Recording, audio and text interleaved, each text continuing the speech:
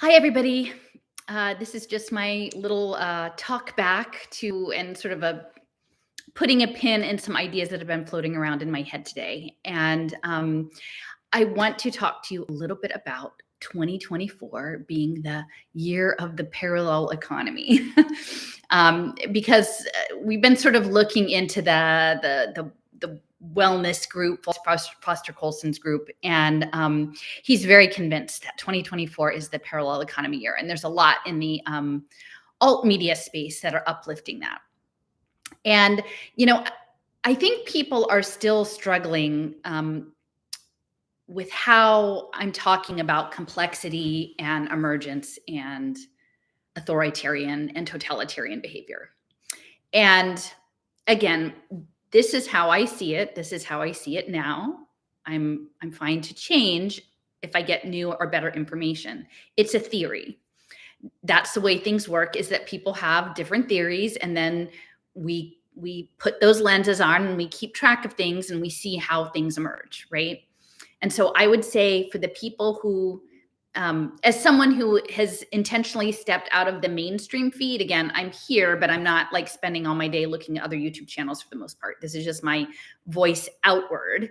The crises of authoritarianism, while I'm assuming if you're maybe in those digital social media spaces, they seem imminent. For someone who's actually stepped out and isn't on Twitter and isn't on Facebook and isn't doing all of that, it hasn't, like, this winter is, at least in the United States, in Philadelphia, isn't that yet.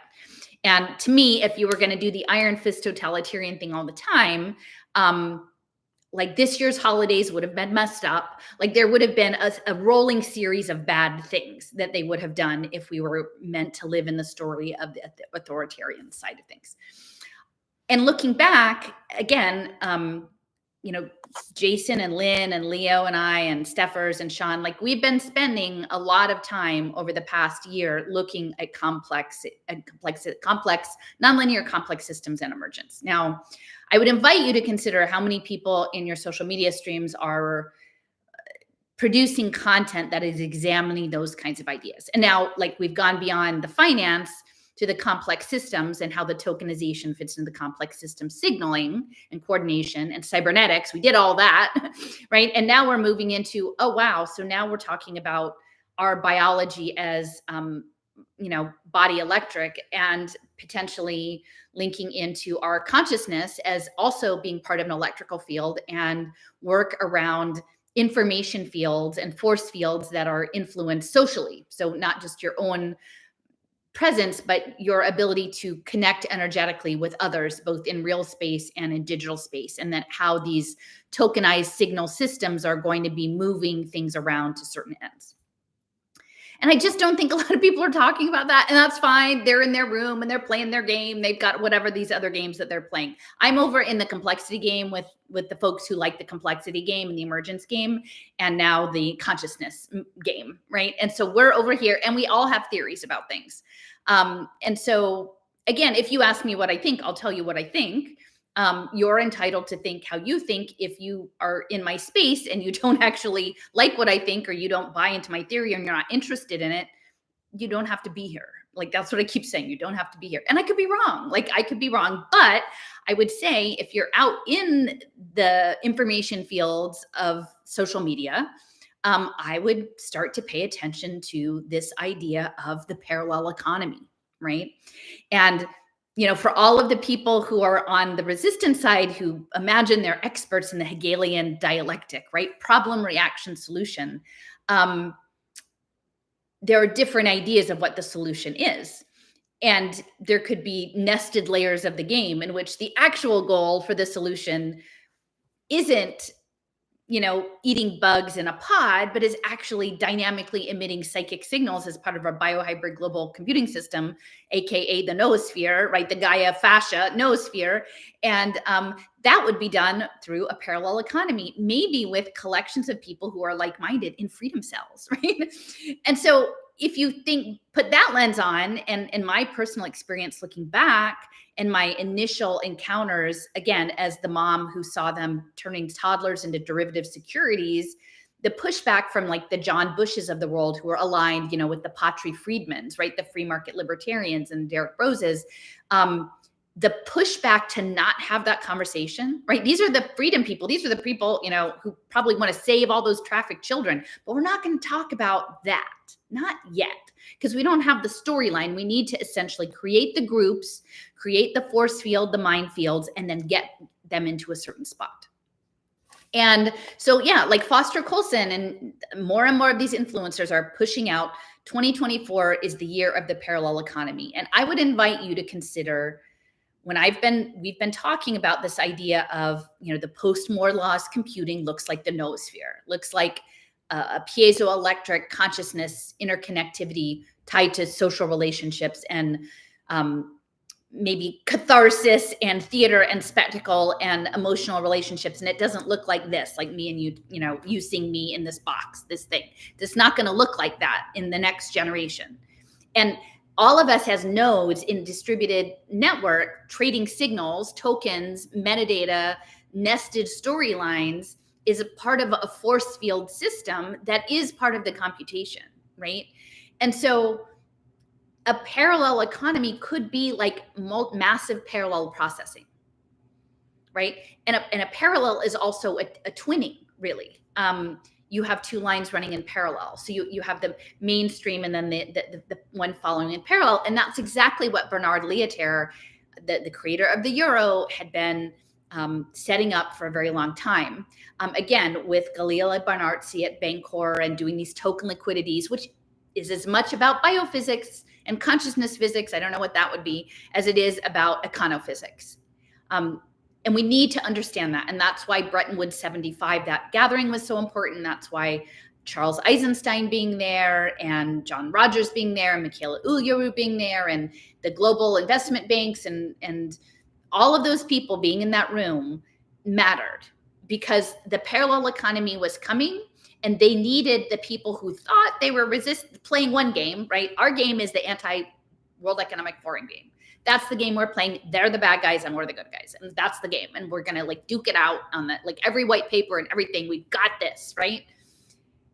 But then they're nested within a bigger game, because as they are fighting the thing that they think is the game, then there's this other game, which means the more you push back the thing that you think you understand, you're walking into the parallel economy, which is the networked and computer.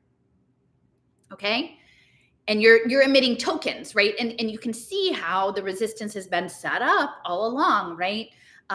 For, a problem reaction solution. Oh, you're deplatformed? Go to Rockfin, go to Rumble, go to BitChute, go to these ones, go to the Odyssey, go to the ones, the library that have the tokens, right? Because those are the good kind, right?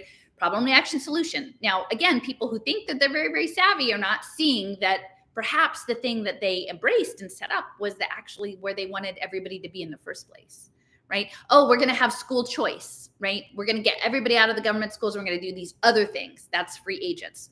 Now, I think I'm working on a big piece now around this wellness company that's going to link to health savings accounts as being essentially the vouchers for school choice. This is the healthcare choice. So that's, the problem reaction solution is in play. And again, I'm not telling people that they're stupid. I'm saying, like, we don't know what we know until we know it. But then I think we should keep stopping and self-reflecting on where we're actually headed and what game we're in. So, if you would like to play the wellness company or the Rockfin attention economy token and computer game because you like them and you like consuming that content, you like taking those supplements, you like whatever, I'm not going to be here to say you're a stupid sheep and you shouldn't be doing that, because that's not my place at this point. Because I think once you do that, then you're energetically entangled in a certain game that also doesn't feel good. So I'm not saying that. Like, what I'm trying to do is point out the rooms that people are being guided into and what the consequences are, because I think the consequences are more complex, and that mostly people are going from an emotionally reactive state, which they're being kept off balance on purpose. And so pay attention. I don't know. I'm sure that there are people who are better with the gematria stuff, but just even 2024 is 2 + 2 = 4, 4 + 4 = 8. And you've got infinity, you've got the Mobius, and you've got the twinning. So somebody just put on my attention one of these, like, anyway, it's a talk. It was definitely a culture war talk. It was centering the anti-woke we're building our parallel economy. It was totally focused on this parallel economy talk. We're building our anti-woke, but we need to know for sure that those people aren't just slapping a sticker saying they're anti-woke when they don't really believe it. Maybe they're just grifting on it, right? And so they're like, how could we, can you imagine how we could possibly figure out who the authentic anti-woke people were versus the people who were just coasting? Maybe we could have a digital identity system with some reputation scoring, right? Because how are we going to trust if you're really anti-woke? Like maybe there should be a leaderboard, right? Like maybe we should have these products, and we have products that we know that they're really the anti-woke products, like the, pro-life diapers, but they might need like an authentication. Does that sound a little bit like ESG, but just on the flip side? Kind of does, doesn't it? Right? Because this is all about value-based modeling. And the value-based modeling is the signal, right? So as long as they keep you in that unit, and they're fine with Leotaire, again, having Leotaire wanted the main economy and the parallel economy. He said that. He wanted an ecology of tokens because the tokens are the signal and the storytelling of your values. And so you can tell by the trading of the signal tokens, whether those are badges or whether those are payment infrastructure or whether those are wellness behaviors. All of those tokens tell a story about the individual and the individual embedded in the environment and the collective. So, I had, someone reached out and everybody is still really in the authoritarian. And I would say they need the authoritarian story to drive you into the decentralization story. It's they're polar opposites, right? They create the threat to give, and then the solution you devise is actually is the parallel economy what the new normal was always meant to be? And I would say yes. And I would say that's an example of the freedom cells from the very beginning. In my initial conflict with John Bush and Derek Brose pushing blockchain and crypto from the very beginning, it's been very, very consistent for me. Because ultimately, the cells are all connected in this. It is what's helped me understand this so much is Michael Levin's work. And, I appreciate at least he's honest about it. And it's quite fascinating because I've been looking into some of Foster Colson's wellness company work. Well, actually, it's not the wellness company. Pardon me, that's wrong. It is his position with Q Biologics, QU, and then Biologics. And they're working on boosting the immune system, right? And the company is working with Karolinska Institute. And so if you look up Karolinska Institute, which I did, they're actually a very prominent medical university in Sweden. And the group that's doing the research, again, around anti-inflammation and cancer, it's all cell-to-cell communication. And it's the gap junctions. And that's exactly what Levin is working on. And in fact, Michael Levin in the past has said stuff like, hey, we could cure all these things if we could just figure out how to communicate with the cell collective. And then we could tell them what to build. And then we could cure cancer with our morphic fields, right? And so that's an interesting idea because that seems to be very much in line with what at least the partners Q Biologics is hanging out with over there at Karolinska Institute. Very similar. Now, what Michael Levin also said is what's interesting about the gap junctions, which is also part of the fascia and the communication, the extracellular matrix, is that there are mechanisms that what is you and what isn't you, right? Like what's inside and what's outside. And there's the membrane, right, of what's going in and what's going out. And there's regulation happening. So you know what to let in and what to let out. But if you can manipulate the gap junctions, you can trick the cell into thinking the thing that's in it was something that actually came from the outside, which is actually very interesting when you think about these ideas. You're like, but wait a minute, that digital wallet with the freedom token was my idea. Was it? Maybe the gap junction just got in there and made you think it was your idea, but it was coming from somewhere else, right? The message is coming from inside the house. So I'm just cautioning people, like, this is how I'm asking you to think about it. And I know that is difficult because it's a lot of different ideas, right? And someone the other day asked me for like the second grader version, and I can't give you the second grader version because I've got this many things of maps to try to talk about, and I can't slow down to do the second grade version. So there's part of it that there's days that I kind of wouldn't mind a mind meld. I mean, not really, not a nanoparticle mind meld, but to be able to articulate to people what's in my head, how I can see. That's why I did that video. I talk in maps, right? Like, this is my unit here. You think about it. I'm asking you, well, I'm not asking, but if you're over here in this corner, it's not the beginner course, but you can immerse yourself and get it. If you vibe with the material, you will be drawn into it and you will spend time, and then you too will come. And it won't be because I spoon fed it to you like little bits. Like, it's sort of like everything all over all at once, right? And you jump in, and then if you jump in, you're like, oh, this water is too cold, I don't like this, whatever. And then you go, and you'll go, and that's okay. I'm not after every single person. Like, it's a frequency thing, I really think. And I can't do it differently than I'm doing it. I'm not trying to do it to make it hard. But this is sort of Socratic seminar. Like, that's what I enjoy most. Is like, here's some pieces, here's some idea. Could the parallel economy be twinning? Could it be this twinning process? And massive parallel computing, which I think it is. So again, I would just say, think about the idea of authoritarianism leading to parallelism, but that maybe ultimately, and there could be, like I said, if it's nested games, parallelism could be leading to the next thing, or maybe it swings back to authoritarianism and parallelism. And I could be wrong, but this is, if there was lots of people in the online social media space unpacking complexity and really thinking about it the way we've been thinking about it, and then coming to a different conclusion, I would be interested in hearing that. But they're not talking about it. And I think if we're honest with ourselves, we will realize that the conversations that are happening online, they haven't progressed very much. They tend to be very narrow and reactive and keeping people in a certain lane. And I've seen that from the very beginning. They keep people in a certain lane. Now, I'm all over the place, and I don't know everything all over the place, but like, I'm the master of like the pin board and the yarn, right?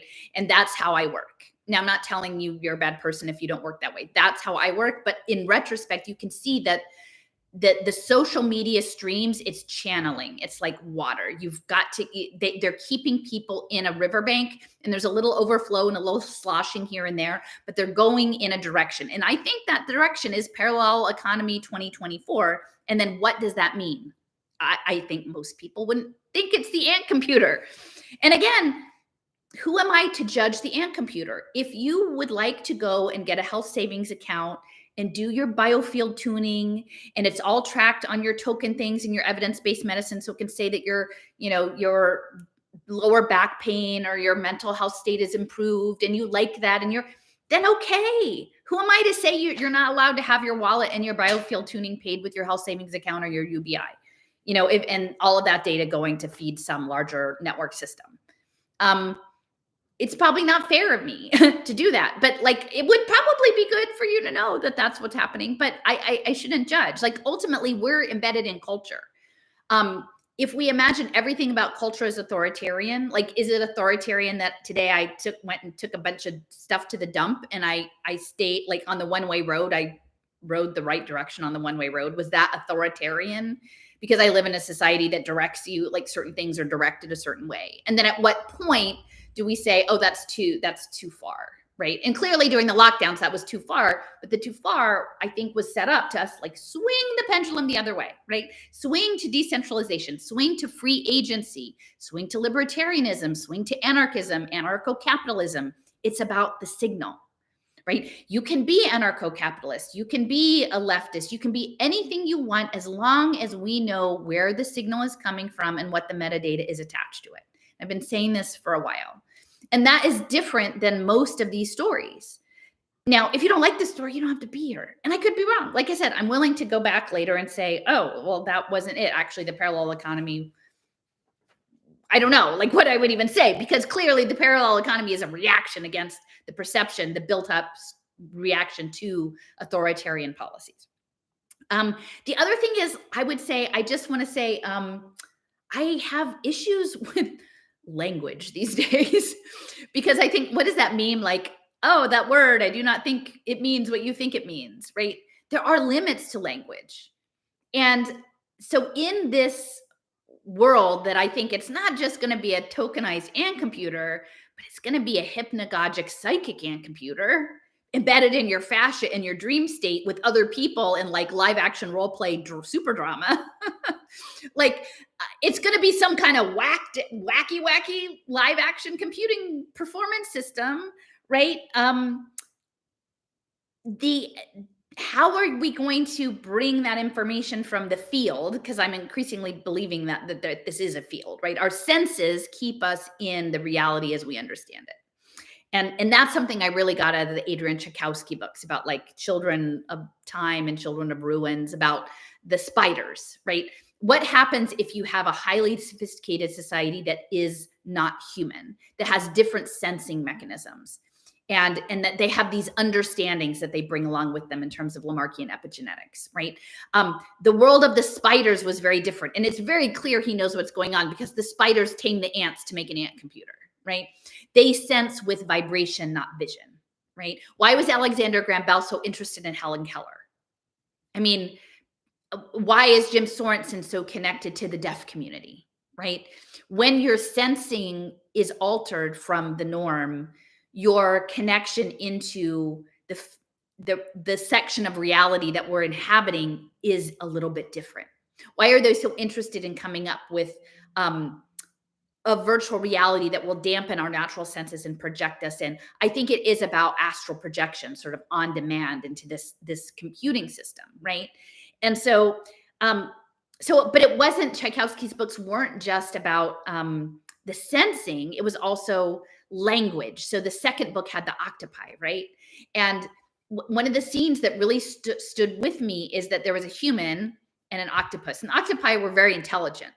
And the octopi were really sad for the people that they were limited to verbal language and that they didn't have this amazing fluidity of skin texture and photonic changing of light and power. Like it was pretty, they're like, those poor people, like their ability to communicate is like this big, right? And like octopi are like this, right? And that's synesthesia. And so the thing that's coming is a push towards neurodiversity and synesthetic thought. And I think initially, like a lot of the memetics, right? Like, why do we do TikTok? I mean, I don't do TikTok, but why is our attention span teeny tiny now? And it's a little video thing. Like, it's not just a picture or a GIF or a meme. It's like a little video. It's a motion thing. That's a signal. And that's like a consciousness tracking device, a consciousness entrainment device. And of course, they call it TikTok, right? And Jeffrey Yass's company, Susquehanna Investment Group, was one of the main investors in that. TikTok, oscillation, get you entrained. But then when you pull the information back out, how do you do it? Do you dance it like an octopus? And that's what I told this person. I said, I think if we limit ourselves to, I don't think authoritarian, it helps with polarity, but it doesn't actually help us understand. Like, what do we have to say? Decentralized authoritarianism? Like, because, I keep going back and forth with Jason about this. Oh, it's authoritarian, but it's decentralized. But when it crosses this line or this much, it is or it isn't. Like, it's loose. And so those concepts, when we pretend that they're firm, they put us in opposition to one another. And like, I wish there was another word. Like, could we invent another word? Maybe collectively, but language doesn't work if you make up a word and nobody else uses it, right? So the spoken language and written language is small. And increasingly, the synesthesia is going to be bigger. To bring things forward from the field, it's going to look differently. And I didn't realize the extent to which linguistics was central to computing, right? I mean, I didn't quite understand like Noam Chomsky, right? Like, oh, why was Noam Chomsky at MIT for all those years? Oh, it's the center of supercomputing, like the computing infrastructure and and the digital economy, right? And then he winds down his time at MIT. And where does he go? He goes to the University of Arizona in Tucson, where Hammeroff is there working on his consciousness stuff. I think that they do know I think there's a lot of people that do know. And again, they're in the shed building the game that we're going to walk into, and we're like, I'm doing my freedom tokens or whatever. And like, maybe you'll love doing that, and you'll never grok to the fact that maybe that something in the gap junction tucked that in your brain and it wasn't you. And it's okay, because if we're in the field and it's everything everywhere all at once, and there's all of you doing all of the things, maybe you're just doing what you're meant to do here, right? And I'm just doing what I'm meant to do here. And it's kind of keeps changing up. So, but for me, if once I put down the like, it's frustrating. Like, I would love for people, when I say stop, it's not authoritarian, it's decentralization. And then people are like, no, but like you said this and it could be authoritarian. And I'm like, why do you need it to be authoritarian? It could be some other word. Isn't there a better idea about it? Like, I've been hammering on about it. Like, do we still need to back in? And I think part of the backing in is that the other piece is the hero part. The hero's journey, Joseph Campbell, George Lucas. I mean, I'm in my 50s. Like, we've been conditioned all the way. I mean, in the Westerns, you know, the racist Westerns back in the day, everybody's the good guy and the bad guy, and the force, and you pick your side and you want to be the hero. Look at the Marvel franchise. And it's easier to be a hero if there's a cabal. It's easier to be a hero if the enemy is up there and you know them, right? Now, if you said that, okay, you're supposed to go in and resolve some problematic situation, but the thing you're resolving, the more you fight it, you enhance its power, and it's actually everywhere, right? And every choice you make gets embedded and folded into it, right? Your strategies would look different. And that's where I'm at now. I think that actually this decentralization and computer thing is the thing that I'm concerned about. Now,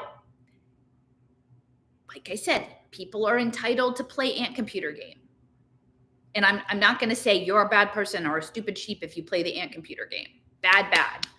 I just don't want to play the Ant Computer game. And I think there are some people who probably wouldn't want to play it if they knew more about it, which is why I keep talking about it. So, so we like to be the hero. I mean, probably some people occasionally like to be the bad guy, but we because it gives our life meaning, right? Like, we show up, things happen. Most people want to do the right thing. And again, culture tells you what the right thing is.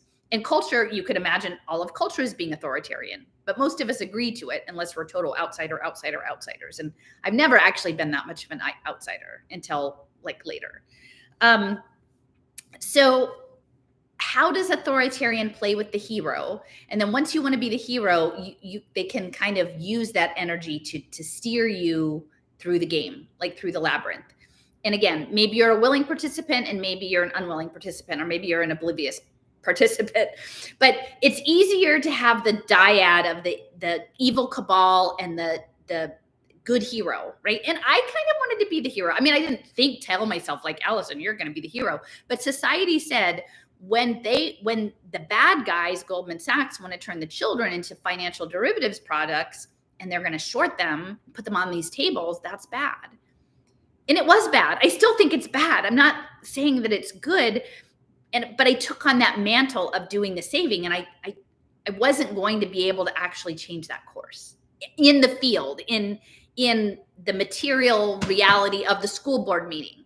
I didn't understand how big the thing was. Now, I feel like now that I'm starting to understand this quantum game theory, that there are ways through your heart field, which is really important in all of this, like your heart and your gut, to actually energetically intervene in the field itself, right? And so I'm not saying give up and just be a nihilist and give in to the bad guys, but you have to, I think that I've said this for a while without fully understanding the premise, but that the engagement is in the behind, that isn't in the material reality. It's in the energy field. And again, I was never crunchy or loopy or any of these things. I'm not saying this in terms of a woo-woo thing. I'm saying in terms of high level quantum physics. And the more and more I look, that's where the game is. It's in high level consciousness studies and physics and spirituality and our biology as an intuitive liquid crystal interface. And so that's where I've arrived at. But it's the little room that I've carved out is I don't know, maybe a like off in the parking lot of the conference. It's not the main, it's certainly not the keynote hall or the keynote presentation. So yeah, so I would just to sort of reiterate, things to pay attention to. Like how language structures how we're allowed to think about things, right? Because I think that plays into the push for synesthesia in altered states of consciousness. And I think it relates a lot to the literacy impact bonds and the early literacy in building baby brains, because I think that the psychic and computer would like to get us in mental states that are not limited by language. And, you know, again, some days I wouldn't mind like just being able to like, could I just do a brain dump into somebody? So some like, you know, there's just a small handful of people who are holding as much information as I am that we can actually play the puzzle thing together. But yeah, I would love to be able to, like, if I just could do it kind of like not to have to be totally consensual, but if you wanted a brain dump, like it would be convenient and efficient, right? But we don't have that. So I'm stuck here giving stupid YouTube talks. Language is limiting. There is something about being able to like, could I tell you my gut feeling and articulate it? You know, could I paint you? I mean, I guess that's why the arts and culture, Mark Johnson saying that in participatory art and culture, theater, symphonies, all of these things are the message of the spheres, I think, that's coming. So, you know, I can see in some days, like it would be nice to be able to have people who are, and again, I'm not saying smarter, just like who are holding the same amount of information that we can compare notes. But that's hard. And yeah, so think about how language limits us, and think about like being really invested in a certain one idea or a certain like word, how that positions you, because then once you have that anchor, I think you can be strategically managed a little bit more. And then I would say, like, think about this parallel economy coming, and think about the problem, reaction, solution. And yeah, I think that's all the things I had to say. But again, there's not a lot of people talking about complexity and emergence. And we've been slogging it through from step to step, right? From impact finance to the tokens to the consensus, and like now we're off on collective thought fields. And in consciousness and maybe quantum physics. And yeah, not everybody wants to play in the sandbox. And yeah, that's cool. I'm not here to convert everybody to come play in my sandbox. I'm not looking to be the keynote speaker of this game. I'm not looking to be that. But I would just say, think about it, right? And you don't have to decide. You don't have to decide now how you feel about it. Just let these things percolate if you choose, about the parallel economy, about the limits of words, how words structure our consciousness, and then make us subject to like being like put off, I think, emotionally. Because this is the last thing I wanted to say. So it's easier to polarize if you have, even if you don't know all the names of the bad guys, like you have this like abstract bad guy up there. It's harder if it's diffuse throughout the field, right? And so when I've been thinking a lot about the Everything Everywhere All at Once movie and about the multiverse, and that is situated within, like, it's a Chinese American family, immigrant family laundromat. And so there is a thread that runs through that about one of the, like, her heroic identities is a martial arts person. It's opera, so frequency and martial arts. And looking at, again, Ben Goertzel, and looking at all of the AI people, I think that they're actually very interested in Eastern medicine, energy medicine, meridians, clearly, you know, in meditative practice, chi, prana, like I think that actually trumps their self-assembling particles. But the self-assembling particles work if we're off balance.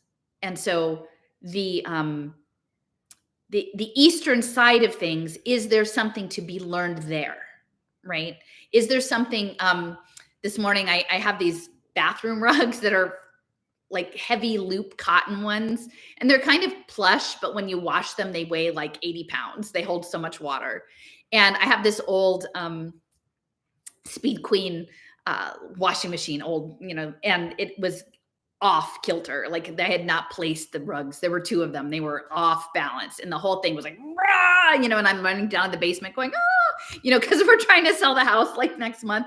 And I'm like, please, I don't want to break the washer, and it futzed itself out in the rinse cycle. And then I had to go down and then I tried to turn it on and it wasn't going to turn on. And I'm like, oh no. And it's kind of like the reboot. I'm like, start over. And so I started the whole cycle over. And I was going through my some of my basement stuff, the pencils and, like all these things that you have to do when you move, like, all of the files and the old Christmas cards. I'm sitting and I'm hearing the washer in the back of the basement. And I'm hearing it go through because I really don't want it to be broken. And it's getting kind of close. And I'm here, woo, woo, woo, woo. And I'm like, oh, you can do it. So I'm like, I go back, I lift the lid, slow down. And then you can make it. I literally am putting intentional imprint on the washer. I'm like, you can do it. You can do this. And so it pauses. I'm like, oh, geez, it's not working. And then it picks right back up, right? And then I just kind of sat with it. I'm like, you'll be all right. You can do this. You can do this. It's balanced, right? You get balanced. And then it did make it through the second wash cycle. So I could put it in the dryer, which yay me. But to me, this was like a symbol of the balance of if you're dealing again with a diffuse, energetic field, I think the way we engage with it will be different than an abstracted point in a distance that we point at and yell at, and then we reinforce our identity against the yelling at the dot out there, versus knowing that we're embedded in an environment of something that is emergent and complex, and that is we're in the field. So the energy of our own consciousness dances and plays with the field. And to know that social media itself is really seeding consciousness for the ant computer. I mean, I've talked about that in the past and that whole Celia Substack nonsense. But those seeding of group minds is part of it. And again, I'm not going to shake my finger and say bad. It just is. I think we can see that it is. So anyway, so I am, Jason is back from his camping trip. And I think on maybe tomorrow, we're going to screen the first conversation that we're going to do about fascia. And again, fascia is not just the stuff that holds your body together, but it's this liquid crystal computing mechanism, which I think is integrally connected to the field and part of this larger noetic, cathartic performance LARPy ant computer game. So again, I'm just trying to emphasize, so maybe talking about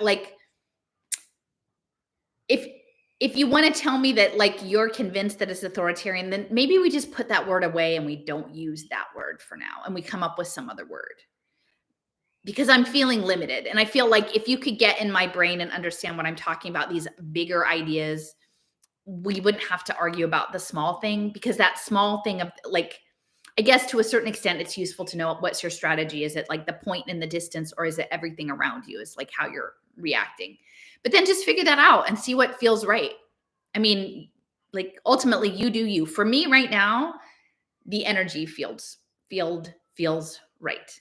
And so this is what I'm walking through out in this very unstable time in my own personal life, is to imagine it again, holding on to the idea of magical realism, and also the trickster energy, right? Does it have to be Darth Vader, or could it just be the coyote?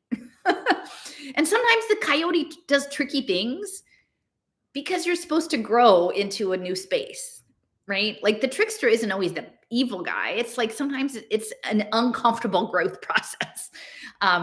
So anyway, more questions than answers, but those are my thoughts today on language, the parallel economy as the ant computer, and how we engage with the energy fields. And anyway, hopefully you got something out of that. And look for it tomorrow. I think we'll have our first fascia conversation that will ultimately blend in with Greek mythology and quantum psychiatry linked to computational biology or something like that. So anyway, bye everybody.